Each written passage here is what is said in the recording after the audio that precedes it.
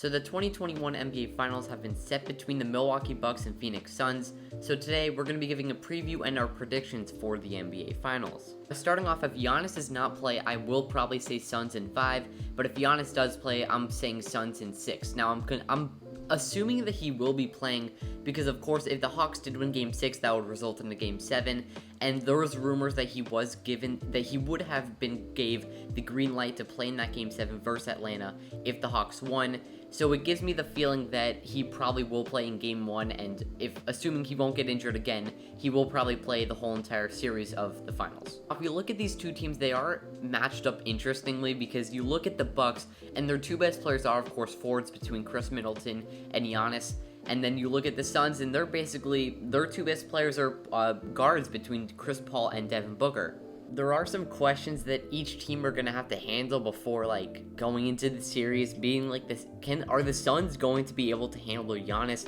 We look at the season series, the first game that they played, the Suns won a crazy matchup, 125-124. Giannis had 33 points, keep that in mind. Booker led with 24 for Phoenix. And then the second game, the Suns won a nail-biter in overtime, 128-127.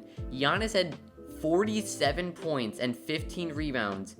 And D-Book had 30, but that's not really the point. Giannis had 33 the first game, 47 the second game, and I just don't know if the Suns are going to be able to stop him. Now, last year, we saw what the Miami Heat did basically to stop Giannis in the playoffs in the second round, which created the upset, and they built a wall. I mean, Erik Spoelstra created the wall between, it was sometimes Andre Iguodala, Jimmy Butler, Bam Adebayo, Jay Crowder. I'm forgetting now, but it was literally any single player who was near the post would just create a wall there. It would cause them to either lose the ball or pass it back out to guys like Middleton or Bryn Forbes. I don't even know if he was playing back then.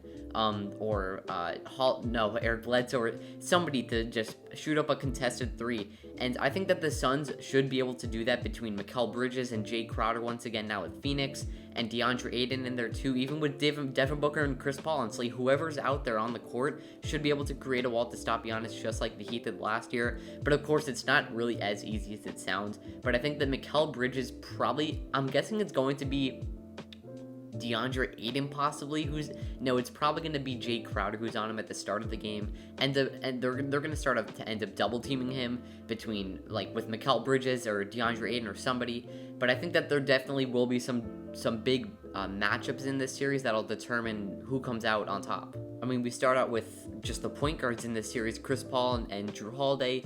Now we saw Chris Paul drop 41 points in the fourth quarter in Game 6 versus the Clippers to clinch that final spot. Jrue Holiday's gonna have to lock up, especially when it comes to the to that late game, because we know that Chris Paul, even when he's having the worst game of his career, he will end up stepping up in the clutch in the fourth quarter whenever he needs to. When it's a close game and in the clutch in the fourth quarter, he will be stepping up, as we saw him do that last game versus the Clippers to, like I said, clinch the final spot. And Jrue Holiday is going to have to make sure he's on top of him the whole entire time, not let up any shots. Another one is the Devin Booker-Khris Middleton matchup, which is what I'm assuming. I think that they're going to put Middleton on Devin Booker, maybe move Connaughton to be put on Mikal Bridges, who is more of a defensive threat more than an offensive threat. And I think that Khris Middleton, we know that isn't the worst defender like Trae Young, but obviously isn't the best like Giannis or Kawhi. But he will have to play some of the best defense in his life versus Devin Booker, who's literally averaging nearly 30 points in these playoffs, 27 to be exact. But D-Book has been stepping up for these playoffs for Phoenix and just leading this team through the season, through the playoffs, just everything. And he's going to have to play tremendous defense if they want to have a chance, honestly. Because if D-Book is just blowing past people, scoring mid-range threes, anything, he's going to have a 30-point game every single night. And even on the other side, you can include Middleton, except I think that it will be Mikal Bridges who's probably going to be guarding him. And Middleton, of course, we know is that guy that will step up anytime that Giannis is out. There may have been some times last series where he did not really step up, but I think that he will definitely, if Giannis is out at least for the first 2 games. I don't think he's out for at least past 2 more games.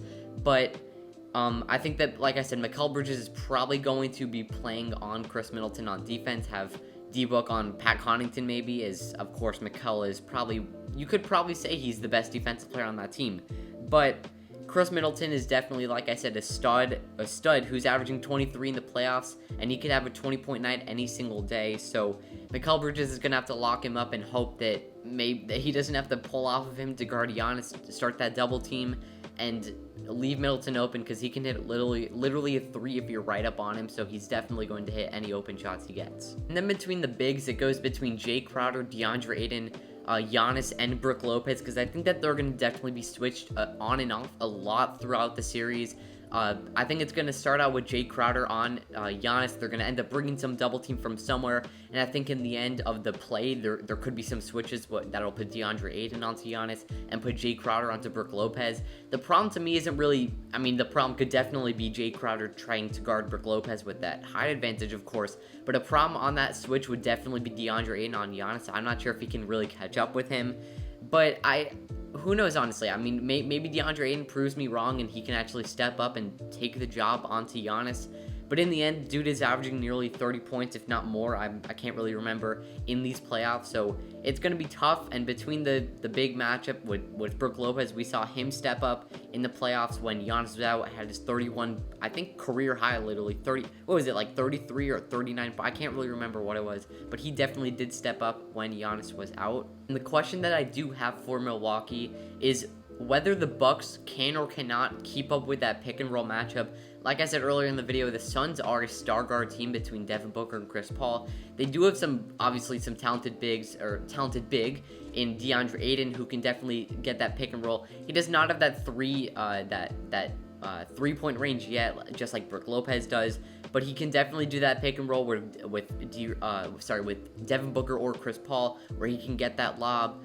And I think that the Bucks could have a tough time handling that, and the Suns are definitely going to take advantage. I would not be surprised, you heard it here first, if the Suns ran you probably didn't hear it here first, but if the Suns ran a ton of pick and roll matchups between Devin Booker and Chris Paul with DeAndre Ayton, and that'll just cause the Bucks to be confused whether Giannis or I guess whoever's guarding who, whether it's Holiday or Middleton, to switch on to DeAndre Ayton or to keep on to Book, and whether they're able to take those shots, because we know that CP3 and Devin Booker have those mid-range shots in their bag. DeAndre Ayton has been increasing his mid-range jump shot, whether he takes it and makes it or just misses it.